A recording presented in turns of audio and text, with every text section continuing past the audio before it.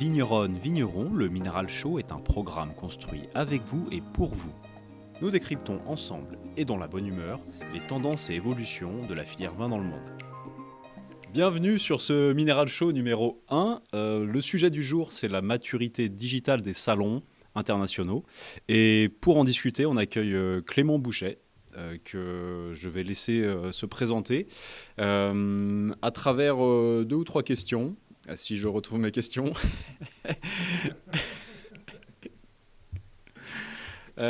Clément, alors l'idée là, c'est un peu de présenter ton activité commerciale. Depuis combien de temps tu exposes sur des salons pro, toi ? Alors moi personnellement ça fait donc 2 ans, ça a commencé avec le Salon des Vins de Loire, ça s'est poursuivi après avec ProWine, Vinexpo Bordeaux également. Et quant au domaine qui m'emploie, je dirais que ça fait un petit peu plus de 25 ans qu'ils exposent sur des salons. Tu fais combien de rendez-vous en moyenne par salon ?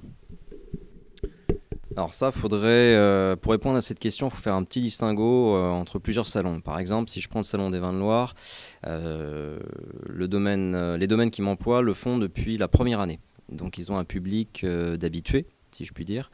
Donc ils ont tendance à être présents sur la totalité du salon et souvent à dire « je vais passer », mais n'arrête pas un jour ni une heure. Donc après, vu la surface du salon, il est possible de se promener dans les allées et à un moment donné de les voir et voir de les arrêter entre 2 stands et puis leur proposer de s'arrêter directement. Un salon comme ProWine, c'est plus compliqué parce que la surface est telle. Le Salon des Vins de Loire, il y a un hall. ProWine, il y en a plus de 10. Donc les acheteurs peuvent perdre un temps fou rien que de passer d'un hall à un autre. Ils sont parfois tentés de rester peut-être 15 minutes de plus que le temps qu'ils voulaient accorder. Donc il est nécessaire de les cadrer entre guillemets et de leur proposer un créneau sur un jour pour être sûr de les voir. Donc si je dois donner un petit nombre de rendez-vous, je dirais que sur le Salon des Vins de Loire par exemple en 2019 j'ai pu placer 6 rendez-vous de nouveaux prospects et une dizaine de clients actuels sont passés comme ça mais sans me donner un créneau. Sur ProWine, j'essaie de caler à peu près 18 rendez-vous. Ça représenterait une moyenne de 6 rendez-vous par jour. Mais moi, j'aurais tendance à dire, le dernier jour, il y a très peu de monde. Pourquoi 18 rendez-vous ? Parce que sur 18 rendez-vous, il y en a au moins 3 qui vont annuler leur participation au salon. Il y en a 3 qui vont se laisser dépasser par l'organisation ou par la logistique qui est chronophage. Et sur les 12, je me doute qu'il y en a au moins la moitié qui ne finalisera peut-être pas. Donc il faut en voir le maximum. Comme ce salon en plus est coûteux, il faut que l'opération soit rentable. Du coup, à ce propos, est-ce que tu arrives à dégager un ratio un peu entre un premier contact qui est noué à l'occasion d'un salon et puis ensuite une première commande qui se valide et puis une récurrence surtout, puisque je crois que c'est ce que tu recherches avant tout, c'est une fidélité avec tes clients. Effectivement, on cherche plutôt à se projeter sur du long terme. S'il faut faire du one shot, si on n'a pas le choix, mais que l'opération est intéressante, pourquoi pas, mais c'est pas ce qui va nous intéresser en priorité. Alors je vais faire un raccourci un peu grossier, et je vais faire une distinction entre les pays d'Europe et puis les pays tiers. Donc je dirais que ce que je peux constater, généralement, passer le premier contact, alors un contact physique avec une dégustation, on va être à peu près sur 3 à 6 mois pour déclencher une commande.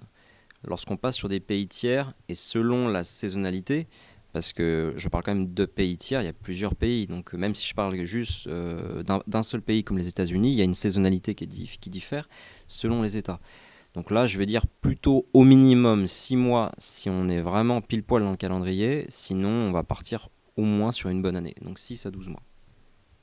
Et après, vis-à-vis de la récurrence des commandes, sur les plus gros marchés aujourd'hui, nous, on a la capacité d'honorer à peu près 2 commandes annuelles conséquentes espacées de 6 mois. Merci pour ces premières infos. Du coup, notre sujet du jour, qui est la maturité digitale des salons, va nous amener à réfléchir à à la manière dont cette mécanique, en fait, cette relation humaine qui est vraiment le cœur de ton métier en tant que commercial, comment elle peut être augmentée, améliorée par une stratégie numérique, par un usage d'outils de communication qui va en principe amplifier la relation humaine et la déplacer au-delà de la sphère purement physique du salon. Avant ça, on va faire un petit panorama avec Quentin qui va nous présenter un petit peu la maturité digitale des salons qui ont largement progressé ces dernières années, comme on a pu le voir. Donc je passe, Quentin, je te laisse prendre la main. Bonjour Clément, je suis ravi de t'avoir à nos côtés. Effectivement, on va se poser quelques minutes sur qu'est-ce que ça veut dire la maturité digitale des grands salons internationaux. Donc grands salons, on va plutôt faire un focus sur Provine et Vinexpo. Et la Loire est concernée par cette dimension internationale avec les domaines que tu représentes. Donc sur cette Loire-là, dont tu pourras peut-être en dire 2 mots tout à l'heure. Effectivement, Romain avait raison de dire qu'il y a eu une vraie progression aujourd'hui dans l'utilisation des nouveaux canaux de communication numérique pour surtout valoriser la marque salon, c'est-à-dire la marque Vinexpo ou la marque Provine à l'international. On ne peut pas dire aujourd'hui qu'on a affaire à des interlocuteurs qui sont très mûrs parce qu'ils utilisent encore ces canaux de conversation de manière très descendante. Pourquoi ? Mais parce que derrière, les acheteurs et les exposants ne sont pas non plus très mûrs dans l'utilisation de ces nouvelles techniques de communication qui viennent, je dirais, là, Romain, compléter aussi le dispositif de commercialisation de l'offre que vous proposez en tant que domaine. Bon, ce qui est intéressant, c'est que si on regarde, si on fait le panorama un peu des usages autour de Provine et Vinexpo, Provine a une capacité à valoriser son image qui existe depuis maintenant 25 ans. On va fêter la 25e année dans quelques jours. À travers le prisme d'une communication qui est accessible à tout le monde, que ce soit exposant, acheteur, voire même particulier, qui, à un moment donné, allemand, va vivre au rythme aussi de ce salon-là, parce qu'il faut le dire et le répéter, Provine est aussi un salon où on rencontre des acheteurs allemands, et pas qu'internationaux. On a tendance à faire ce raccourci-là aussi. Et c'est pour preuve, ils communiquent quasiment exclusivement sur Facebook en allemand, d'ailleurs. Alors que sur un canal plus visuel, on va dire ça comme ça, pour le présenter, Instagram, ils vont avoir une communication plus large, plus internationale, plus anglophone.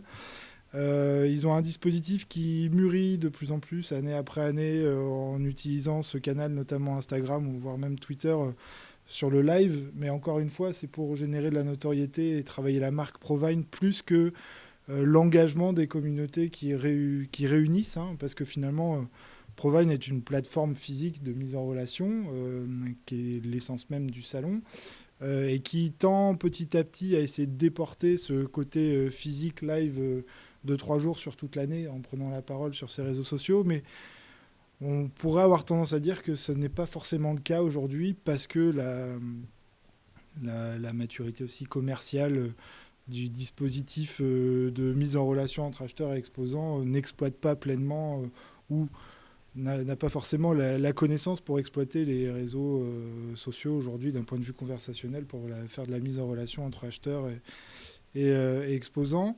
Et si on contrebalance ça, si on essaie de faire un effet miroir avec Vinexpo, ce qui est intéressant, c'est que les dernières semaines, on a pu noter une réorientation un peu de la com de Vinexpo, et je dirais même depuis presque Hong Kong, Vinexpo Hong Kong l'année dernière, sur un schéma où ils valorisent la marque à travers l'expérience qu'ils essayent de faire vivre aux acheteurs et aux exposants sur Vinexpo.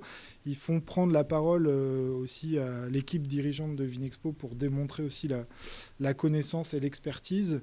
Et ils utilisent beaucoup plus un média comme LinkedIn. Il me semble qu'on est à près de 10 000 abonnés sur la page LinkedIn de Vinexpo.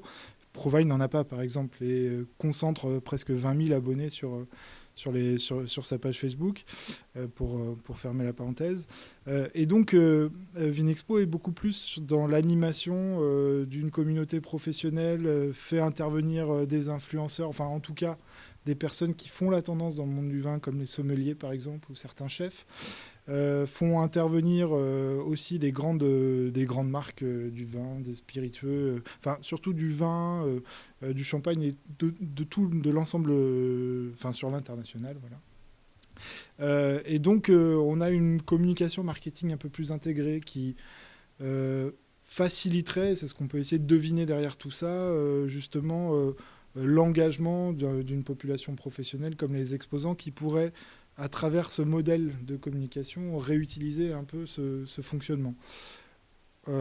Malheureusement, et c'est ça qui me faisait dire qu'au début, la maturité, il n'y en a pas vraiment, c'est que malgré des communautés qui sont flatteuses d'un point de vue quantitatif, d'un point de vue qualitatif, on est sur des engagements qui sont assez mineurs, autour d'une soixantaine d'actions qui marquent un peu la sympathie, comme des likes par exemple sur les posts, que ce soit de Vinexpo par exemple sur LinkedIn, avec très peu de commentaires et des impressions quand même intéressantes, autour de 1000, 1500 à chaque animation, chaque vidéo. Donc les tendances globales qui font que les réseaux sociaux aujourd'hui sont des bons outils de communication se vérifient, c'est-à-dire que ça marche. Il y a quand même un peu d'humain. On est sur vraiment comment on complète un dispositif de valorisation d'une marque. Mais on va dire que la cible finale aujourd'hui est encore, traîne encore, c'est McFly, traîne encore à, voilà, c'est notre guest spécial, traîne encore à être intégré, à être engagé. Donc il y a peut-être un effort. Et bon, par rapport à ça va être intéressant de t'écouter justement sur comment vous fonctionnez et comment vous intégriez, comment vous intégreriez votre communication dans ce sens. Voilà, Romain, pour mon analyse. Merci Quentin. Suite à ce petit brief, ce panorama de plusieurs salons, on va essayer maintenant de s'intéresser à toi, à la manière dont tu peux utiliser ces outils numériques pour augmenter un peu ton travail de commercial. Quentin le disait, on voit de plus en plus une communication de marque de ces salons qui vont essayer d'occuper l'espace tout au long de l'année. Est-ce que toi, tu prépares toi-même tes salons sur les réseaux sociaux, par exemple, et est-ce que tu profites de cette communication-là, de ces salons, pour essayer de rebondir, ou ça alimente un petit peu ton planning de publication en fonction des grandes dates de tes rendez-vous export ? Alors là, si vous faire une petite analyse, donc nous on est présent majoritairement donc sur 3 canaux. On va être présent sur Facebook, Twitter, Instagram, avec un focus qui peut être fait surtout sur Facebook et Instagram. J'étais un peu moins présent puisque je gère les comptes des 2 domaines. Donc j'étais un peu moins présent sur Instagram ces derniers mois parce qu'on avait la tête dans beaucoup de dossiers. Et ça, c'est un point sur lequel on va revenir, c'est la difficulté de dégager un planning, de rester constant dans la communication sur ces biais-là. Aujourd'hui, moi j'ai tendance quand même par exemple sur Facebook, à reprendre les événements créés par les pages ou par les profils donc, des salons. S'il y a de la vidéo de qualité, je prends par exemple Wine Paris, donc sur la 3e année où Vinovision s'est greffé avec Vini Sud. Il y a donc une petite vidéo introductive qui permettait de situer le salon dans la ville avec les grands symboles de la ville de Paris pour apporter un petit côté glam et donner envie surtout, créer de l'attente. Donc moi par exemple ce genre de vidéos, je serais susceptible de les partager ou de m'en servir s'il y a une cohérence avec le message par exemple que je veux utiliser pour présenter ma participation au salon. Aujourd'hui j'ai été un peu moins actif sur Instagram. Je remarque, comme Quentin soulignait, que il y a certains salons qui sont de plus en plus actifs sur LinkedIn.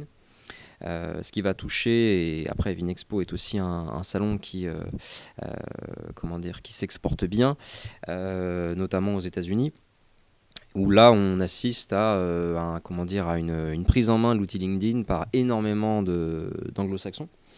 Et donc, pour toucher un public international, il faut pouvoir aussi utiliser les canaux adaptés. Aujourd'hui, par exemple, les deux domaines ne sont pas actifs ou même sont peut-être présents, mais ils ne sont pas très développés sur LinkedIn. Et moi, par exemple, et je le déplore pour l'instant, mais je n'ai pas su dégager le temps ou organiser mon planning en fonction pour pouvoir en fait développer ça, même si je suis bien conscient de l'intérêt qu'il y a. Et c'est peut-être le défaut aussi de nos structures dites familiales, c'est que comme il y a beaucoup à gérer, eh bien, il faut prioriser. Et on ne peut pas tout faire en même temps, quand bien même on le souhaiterait. Après, c'est peut-être aussi une question d'organisation. Je ne sais pas si j'ai répondu à ta question. Non, si, complètement. C'est plutôt clair. Du coup, là, c'est un petit peu la phase autour du salon. Vraiment pendant le salon, pendant le rush, tu parlais déjà de se dégager du temps en amont, ce qui n'est pas évident. On le voit, vous êtes toujours très très actif et très sollicité pendant votre salon. La priorité, c'est sur les rendez-vous, sur les rencontres. Est-ce que malgré tout, tu peux trouver un moment où tu vas rebondir sur les publications qui se font pendant le salon, sur tes réseaux sociaux, soit les tiens, soit ceux du salon, soit des influenceurs ou des acheteurs que tu aurais suivis avant d'aller sur le salon? Est-ce que tu as cette veille et est-ce que ça te permet d'attirer un peu de monde ou de sécuriser des rendez-vous? Et après, est-ce que ça te permet de maintenir le contact? Est-ce que tu as ce réflexe un peu de doubler ton travail? Alors, je vais venir avec des grandes idées, mais je suis mauvais élève parce que là, les 2 derniers salons, on ne peut pas dire que j'ai vraiment mis en application ce que je fais d'ordinaire. Mais par exemple, ce que j'aimais bien faire avec Provine, c'était faire pour chaque jour un petit post pour annoncer qu'on repartait sur la 2e journée, sur la 3e journée. J'essayais, moi, dès que le stand était mis en place, avec les responsables des domaines, de faire une petite photo pour indiquer qu'on était prêt, qu'on était là à accueillir. Il y a systématiquement des photos qui sont faites avec les acheteurs, avec leur accord, et j'ai tendance quand même à leur dire écoutez, on est présent sur tel média, est-ce que ça vous va si on vous identifie, si on se sert de ces visuels-là. J'essaie quand même d'aller regarder quand je peux si des choses sont publiées. Je pense surtout à Facebook et Instagram. Qu'est-ce qui est publié en live en ce moment? Qu'est-ce qui ressort? De quoi on parle? Sur les derniers salons, j'ai trouvé que c'était quand même pas mal actif, qu'il y avait pas mal de contenu de créé, même très court, mais c'était assez dynamique. Je l'ai constaté au Salon des Vins Noirs, je l'ai constaté à Wine Paris. Je me réapproprie pas forcément ces contenus-là, mais je regarde quand même ce qui se dit. Et puis si on peut être dedans, c'est un plus. Voilà. On approche de la dernière partie, Clément, mais on a encore quelques questions à parcourir ensemble. Est-ce que tu as pu, puisqu'on parle de l'international, et tu évolues en contexte finalement multiculturel, est-ce que tu as pu remarquer une disparité d'usage en fonction des cibles, des personnes avec qui tu travailles, en fonction de leur culture, de leur manière de répondre plus ou moins efficacement à tes communications numériques? Est-ce que j'ai pu remarquer des différences dans un contexte très global en fait ici. Moi je remarque que ce que je remarque, c'est que la capacité à interagir plus ou moins rapidement dépend quand même souvent de l'intérêt et aussi de la sollicitation. C'est-à-dire que si le prospect il a de l'intérêt pour ta structure, il est susceptible de te répondre quand même assez rapidement, quelle que soit sa nationalité. Il y a aussi des notions de courtoisie qui sont là on est dans l'interculturalité pur jus. Mais il y a des notions effectivement de courtoisie, d'éducation qui sont très très très affirmées chez certaines cultures. Je pense par exemple au Japon où ils sont extrêmement courtois et polissés et très très très ponctuels. Il y a des cultures où c'est un petit peu plus souple, un petit peu plus cool, mais il faut quand même savoir être réactif et répondre très très vite. États-Unis. Ici, ce que je dirais, il y a des canaux qui sont quand même, des médias qui sont prisés par certaines. Je pense par exemple WeChat est plutôt prisé par la Chine, parce que l'outil avait quand même été développé pour certaines raisons en Chine. Là où je vais peut-être plus privilégier WhatsApp pour des contacts directs et rapides, un peu comme on enverrait un SMS à quelqu'un de notre entourage rapidement, avec un public plus anglo-saxon. C'est un petit peu ça l'idée. Je pense qu'il ne faut pas non plus négliger comment dire, ces outils de messagerie directe, parce que je parlais tout à l'heure de l'intérêt qui fait que logiquement, si mes 20 ont plu, il va me répondre rapidement.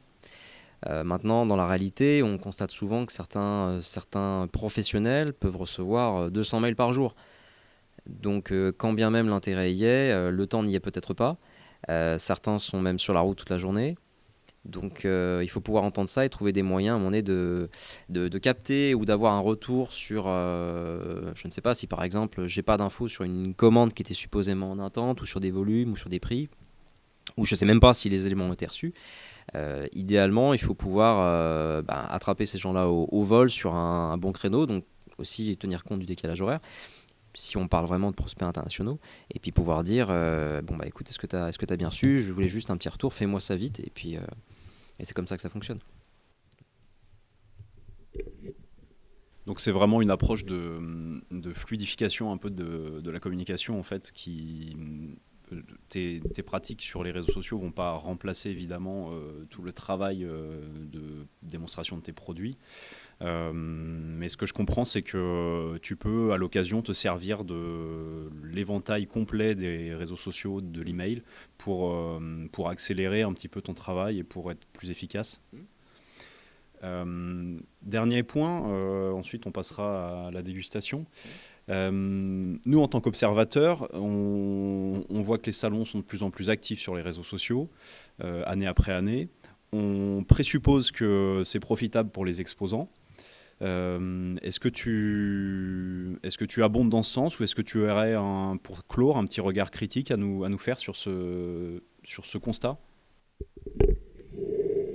Je pense, ça va être la 3e année où j'expose sur différents salons. J'aurais tendance à constater une professionnalisation des salons sur les canaux dits numériques ici. Je constate, il me semble que sur certains salons, il y a des moyens qui sont de plus en plus mis en œuvre pour développer du contenu, pour générer l'interactivité, ce qui est malin, ce qui est adapté, parce que un salon qui cherche à drainer un public international, je pense qu'en France, on est peut-être pas les plus mauvais, mais on n'est pas non plus les plus violents. Aujourd'hui, à l'international, les médias sociaux, ils sont utilisés au quotidien pour tout et même rien. Mais il y a une utilisation qui est quand même quotidienne pour même des petites actions. Donc aujourd'hui, sur un salon professionnel, oui, il faut pouvoir communiquer en amont. Je pense par exemple à Vinovision, les 2 premières années, je l'ai fait le salon. Et si l'organisation était vraiment top, et j'avais rien à dire, je trouvais que la communication pêchait un petit peu. Cette année, ils ont su rattraper un petit peu le tir et entendre aussi toutes les infos qui avaient pu leur être remontées à ce sujet. Et tant mieux, parce que c'est ce qui va aussi créer et renforcer un capital sympathie pour la marque, pour une identité. On va se dire que c'était bien, Wine Paris, regarde, il y avait ci, il y avait ça, il y a des photos, il y a des contenus, il y a des vidéos, et ça reste, et on y a accès. Et on a fait partie de quelque chose, on a pris part à un événement. C'est un petit côté très communautaire en fait. Et aujourd'hui, moi j'aurais tendance à dire oui, je pense que les salons se professionnalisent. Alors après, ils font probablement leur choix. Quentin parlait tout à l'heure donc de ProWine qui choisissait plutôt un type d'outil, et Vinexpo tablait plutôt sur un autre type d'outil. Bon, ils ont des cibles identifiées. Mais je constate en tout cas qu'ils cherchent à être actifs par un biais, ils cherchent un public, ils cherchent à créer du contenu. Et tant mieux. Tant mieux. Et là, c'est le grand tour de la mouche, non ? Merci, ouais. Donc là, c'est la fin de la partie sérieuse de notre Minéral Show. Bien que la dégustation soit une affaire très sérieuse, attention. On va peut-être un peu mettre le micro à côté, et puis on va juste un peu se détendre. On a une petite découverte qu'on aimerait partager avec toi. J'ai pris la liberté de servir les verres en avance pour pas en mettre partout, tout simplement. Bon, c'est une petite surprise, il n'y a pas de piège, l'idée c'est de se faire plaisir, surtout pour se détendre en fin d'émission. Bon, on est sur une robe qui est moyennement intense, on va plus sur... si on est à mi-chemin entre le Bordeaux, et on serait presque sur du Grenat. Alors déjà, ce qu'on peut constater, c'est que oui, il y a de l'alcool. On a un nez qui est assez ouvert ici.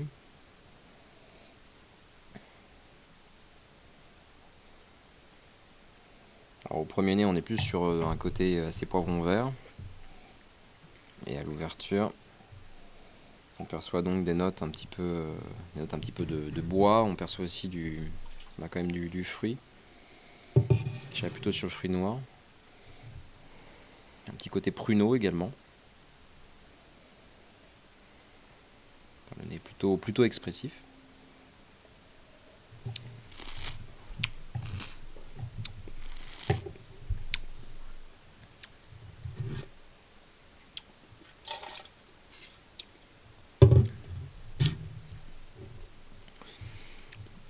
On est sur des tanins qui sont encore assez perceptibles, asséchants. On a quand même de la fraîcheur. Je trouvais qu'il y avait de l'alcool au regard, mais je trouve que quand même le vin n'est pas si chaleureux que ça en bouche. On a quand même, voilà, on a de la fraîcheur, donc c'est l'avantage. C'est assez agréable à boire. Peut-être c'est toujours la difficulté avec la température des rouges, mais à rafraîchir très légèrement.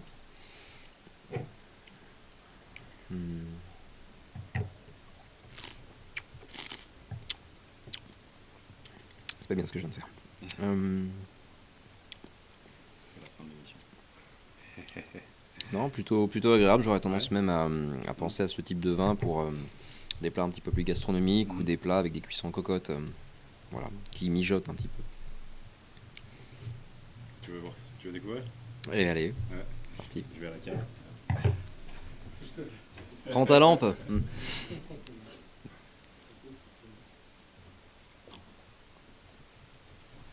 C'est un vin argentin, Malbec. Malbec, alors pourquoi j'ai choisi celui-là? Parce que on le retrouve aussi en Loire sous la dénomination de Caux. Voilà, donc l'idée c'était particulièrement en Touraine. L'idée c'était de voir un peu l'expression différente de ce cépage sur un terroir totalement différent. Alors, rapidement, le caviste me l'a présenté. En fait, c'est un des vignobles les plus en altitude d'Argentine, qui est assez proche de la Bolivie, ce qui leur permet d'avoir des extrêmes un peu de température et un climat plutôt continental avec beaucoup de fraîcheur la nuit, voire du froid, et puis la chaleur qui vient dans la journée avec l'ensoleillement. Voilà. Donc peut-être que tu peux maintenant, que tu connais le terroir, voir un peu pourquoi ça s'exprime comme ça.